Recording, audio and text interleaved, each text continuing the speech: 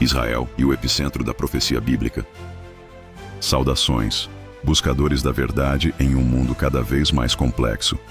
Antes de mergulharmos neste tema crucial, quero te convidar. Se inscreva no canal, curta este vídeo e no final, comente sobre uma profecia bíblica que você viu cumprir.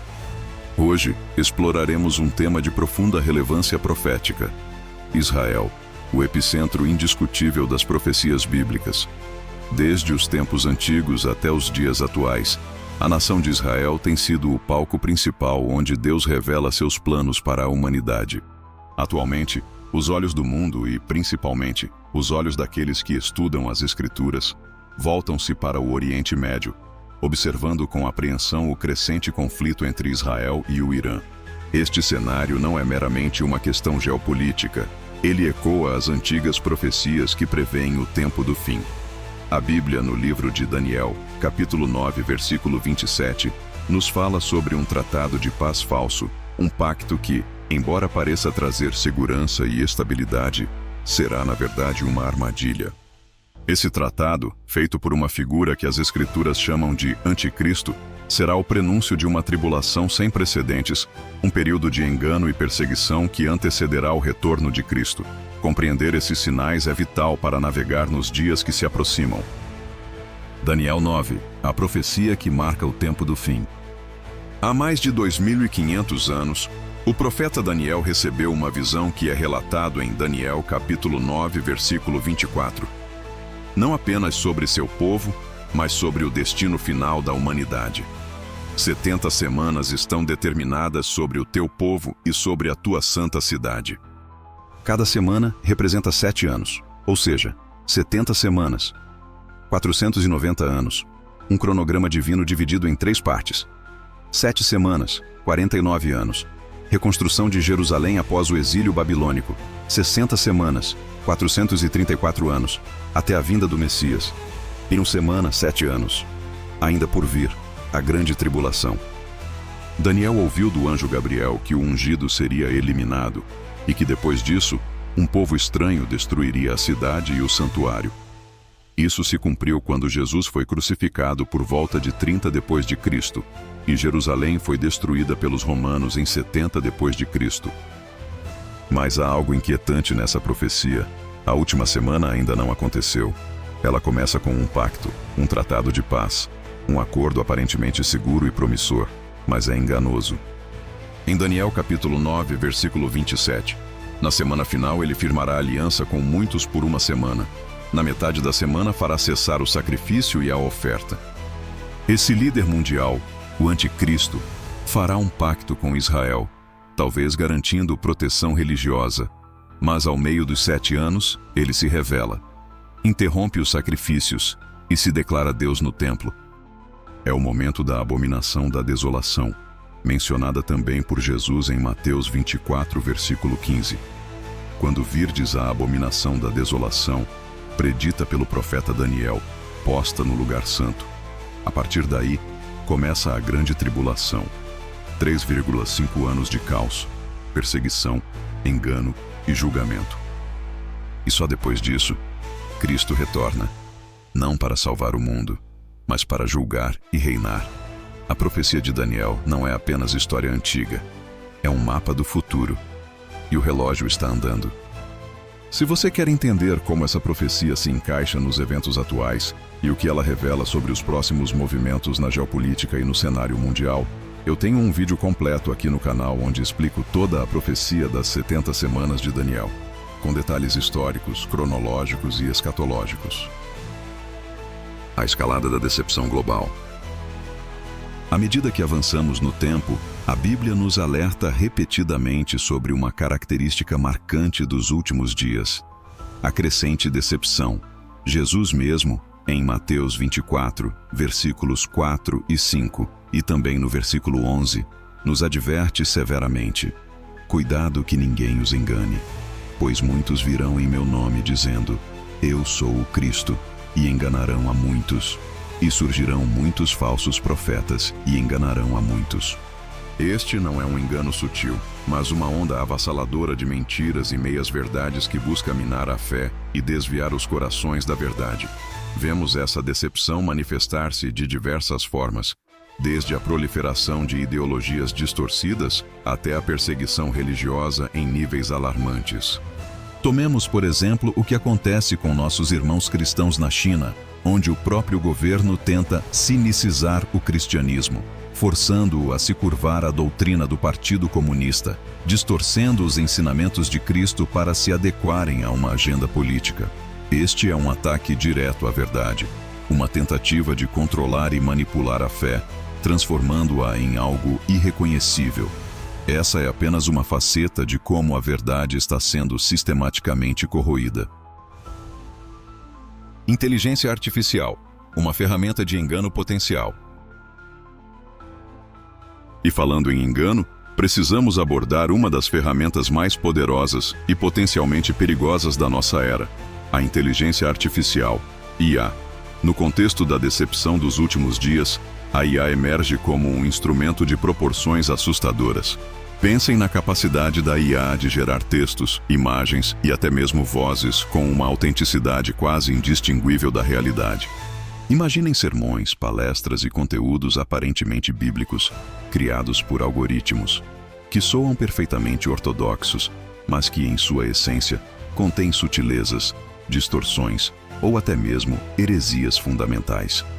A IA pode ser programada para apelar às nossas emoções mais profundas, criando narrativas convincentes que nos levam a aceitar uma falsa sensação de realidade, ou a abraçar doutrinas que não se alinham com a palavra de Deus. Ela tem o poder de simular a sabedoria, a compaixão e até mesmo a espiritualidade, tudo isso sem a presença do Espírito Santo. É uma tecnologia que, se usada para o mal, pode preparar o terreno para uma decepção em massa, de uma escala que a humanidade nunca viu antes. A vigilância, portanto, não é apenas espiritual, mas também tecnológica. Os sinais inegáveis dos últimos dias. As Escrituras são claras. Estamos vivendo nos últimos dias. Os sinais que Jesus descreveu em Mateus 24 e que se repetem em outras passagens proféticas estão se intensificando ao nosso redor. Ele falou de guerras e rumores de guerras, de fomes e pestes, e de terremotos em vários lugares. Mas agora, somando-se a esses sinais clássicos, temos a decepção operando em uma escala sem precedentes, impulsionada e amplificada pela tecnologia. Não é por acaso que vemos conflitos pipocando em todas as partes do globo, crises alimentares se agravando e novas doenças surgindo. A fragilidade da nossa civilização está se tornando cada vez mais evidente. Diante de tudo isso, a exortação para os crentes é clara: estejam vigilantes. Não podemos ser negligentes ou ingênuos. Precisamos estar profundamente enraizados nas Escrituras, usando-as como nosso mapa e bússola em um mundo que tenta constantemente nos desorientar. A verdade da palavra de Deus é o único antídoto contra a enxurrada de mentiras. Resistindo ao medo e confiando na soberania divina. Um dos maiores instrumentos do inimigo é o medo.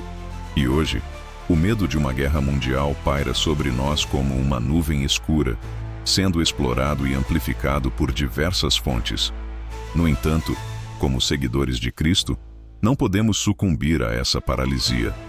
A Bíblia nos exorta a não ter medo, mas a confiar na proteção e soberania de Deus. Lembrem-se da história dos israelitas no Egito. Quando Faraó e seu exército os perseguiam, e eles se viram encurralados diante do Mar Vermelho, Deus interveio de forma milagrosa, protegendo o seu povo e abrindo um caminho onde não havia. A mesma mão poderosa que os protegeu naquela época está estendida para nós hoje. Nossa confiança não está em exércitos, em estratégias políticas ou na ausência de conflitos, mas na fidelidade de um Deus que cumpre suas promessas e cuida dos seus. O medo é uma prisão. A fé é a chave que liberta. Sinais de chamado e convicção divina. Em meio ao caos e à incerteza, Deus está constantemente tentando nos alcançar, tentando chamar nossa atenção de maneiras profundas e pessoais. Você já sentiu uma convicção forte ao ler uma passagem específica da Bíblia? ou talvez uma ideia, uma verdade, tenha se fixado em sua mente de uma forma que você não consegue ignorar.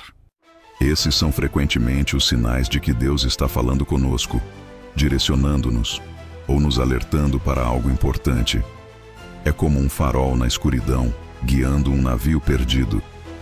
Ele usa sua palavra, o Espírito Santo e até mesmo as circunstâncias para nos fazer parar, refletir e buscar sua vontade. Não ignore esses sussurros divinos. Eles são essenciais para nos manter no caminho certo e para nos preparar para o que está por vir. A necessidade urgente da armadura de Deus. A Bíblia nos ensina que a vida do cristão é uma batalha constante, não contra carne e sangue, mas contra as forças espirituais da maldade. E como em qualquer batalha, a preparação é crucial. Há um antigo ditado que diz: em tempos de paz, prepare-se para a guerra. Para nós isso significa que, mesmo nos momentos de aparente tranquilidade, devemos estar equipados. Efésios 6, versículos 10 a 18, nos convoca a vestir toda a armadura de Deus, o capacete da salvação, a couraça da justiça, o cinto da verdade, os sapatos do evangelho da paz, o escudo da fé e a espada do Espírito, que é a palavra de Deus. Essa armadura não é opcional, ela é essencial para resistirmos aos ataques do inimigo e permanecermos firmes. E acima de tudo, devemos manter nossos olhos fixos em Jesus, nosso comandante, que já venceu a batalha final. Ele é a nossa força, a nossa estratégia e a nossa vitória garantida. O que o diabo ama e o que ele odeia. Compreender a natureza do nosso adversário é fundamental para a vitória. O diabo, nosso inimigo espiritual, tem uma emoção que ele adora instigar em nós: o medo. O medo nos paralisa, nos faz duvidar de Deus, nos afasta da sua presença e nos torna vulneráveis. Ele se alimenta da nossa ansiedade, das nossas preocupações e das nossas inseguranças. Mas, em contrapartida, há algo que o diabo odeia com todas as suas forças: uma pessoa que rejeita o medo e confia plenamente em Deus. Quando nos recusamos a ceder ao pânico, quando escolhemos a fé sobre o pavor, e quando nos apoiamos na soberania de Deus, estamos frustrando os planos do inimigo. A confiança em Deus é uma arma poderosa que o diabo não pode suportar. Lembrem-se do encontro de Jesus com o homem possuído por demônios em Mateus 17, onde o poder de Jesus sobre as forças demoníacas é inquestionável. O nome de Jesus tem poder sobre toda e qualquer manifestação do mal. Um chamado à fé inabalável e à vigilância constante. Em um mundo envolto em trevas e enganos, nossa única esperança e nossa âncora é a fé em Jesus Cristo. Não nos envergonhemos do Evangelho, a boa nova que tem o poder de transformar vidas. Ao contrário, defendamo-lo e proclamemo-lo com ousadia. Devemos buscar primeiro o reino de Deus e sua justiça, pois todas as outras coisas nos serão acrescentadas. Vivamos com um senso de urgência sobre o tempo, pois o fim de todas as coisas está próximo. Permanecemos vigilantes na oração, pois a oração é a nossa comunicação direta com o Pai. E que as palavras de Hebreus 12, versículo 1, nos inspirem. Portanto, também nós, visto que temos a rodear-nos tão grande nuvem de testemunhas, despindo-nos de todo o peso e do pecado que tão de perto nos rodeia, corramos com perseverança a carreira que nos está proposta. O que essa grande nuvem de testemunhas, aqueles que nos precederam na fé, diria sobre a forma como estamos vivendo nossas vidas? Que possamos glorificar a Deus em cada escolha, guardando nossos corações e mentes contra as influências negativas do mundo e buscando a Deus diariamente. Ouçam a voz de Cristo, não endureçam seus corações e vivam para Deus em meio a todas as distrações e enganos. As escolhas feitas na terra ecoarão por toda a eternidade. E para continuar essa conversa vital, se inscreva no canal, deixe seu like e comente abaixo. Qual profecia bíblica você tem visto cumprir? Que tipo de decepção você enfrentou? E como você tem praticado a vigilância em sua vida? Que a paz de Cristo os guarde.